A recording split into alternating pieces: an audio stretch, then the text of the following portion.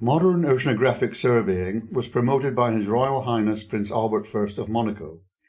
He was a very wealthy, keen amateur oceanographer who used his 4 research vessels to conduct some 28 expeditions in the Mediterranean Sea, Atlantic Ocean, and northern polar waters. He recognized the importance of establishing the depths and characteristics of the ocean floors, and in 1903 pioneered the General Bathymetric Chart of the Oceans, or GEBCO, which had the ambitious goal of mapping the bathymetry of the oceans on a global scale.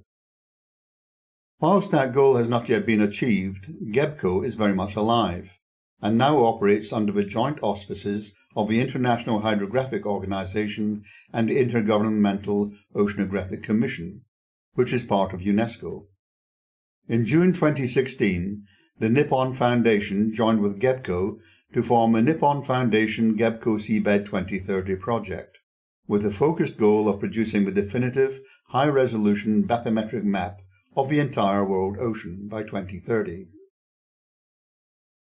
Once that goal has been achieved, electronic navigation charts, or ENCs, will be produced from a common dataset with common quality assessments, and will likely be accessed in much the same way as Google Earth is today. Until that time, we have to understand the present system in place and use it intelligently. Let's look at what we have to work with in the meantime. This NOAA chart locator allows us to select and download ENCs for the United States territories.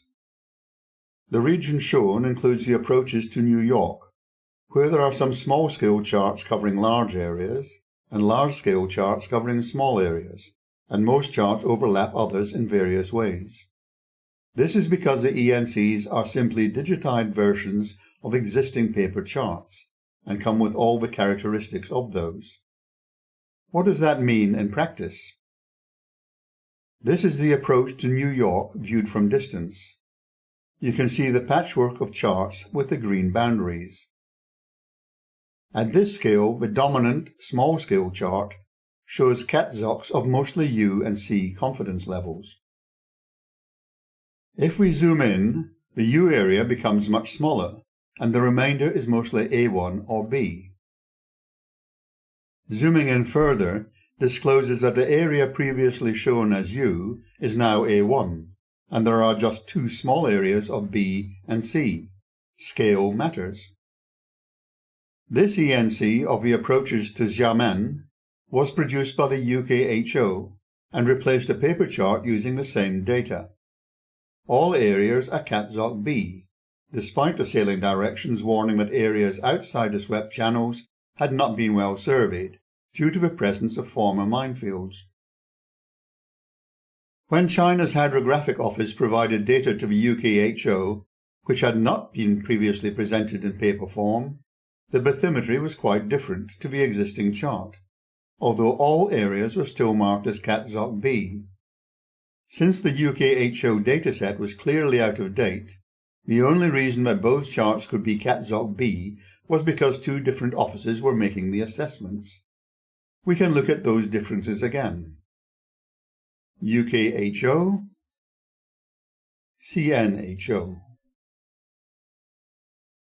This slide shows the charts covering the Karamata Strait, where a laden VLCC went aground on an obstruction which was not marked on her official charts. The bathymetric data was provided by the Indonesian authorities and processed by the UKHO, although much of the data was very old. These chart cells replaced paper charts which were based mostly on very old Dutch surveys. As can be seen, different charts were assigned different CatZocs. An object query in the CatZoc B chart area displayed a warning about chart accuracy and referred to the age and quality of the source information. However, when the other chart areas were queried, exactly the same warning information was shown. It is difficult to understand how charts with identical warnings about accuracy could be assigned different CatZocs, and a prudent mariner could not be criticized for assuming the entire area to be CatZoc D or equivalent, and planning the passage accordingly. In January 2019, A new edition of an existing ENC was issued by the East Asia Hydrographic Commission, which shows significantly different bathymetry. The entire area was assigned a confidence level of D by that authority. Let's have another look at the changes. ID UKHO, EAHC. We can learn from these observations.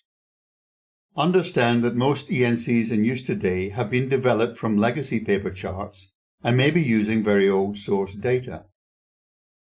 Look for inconsistencies between CATZOC assignments in adjoining areas and CATZOCs assigned by different hydrographic authorities in the same area. Use your judgment. Beware of changes to CATZOCs when changing scale. Always pay attention to any information referred to by object queries, and again, check for inconsistencies. What do the sailing directions say? Always navigate with caution.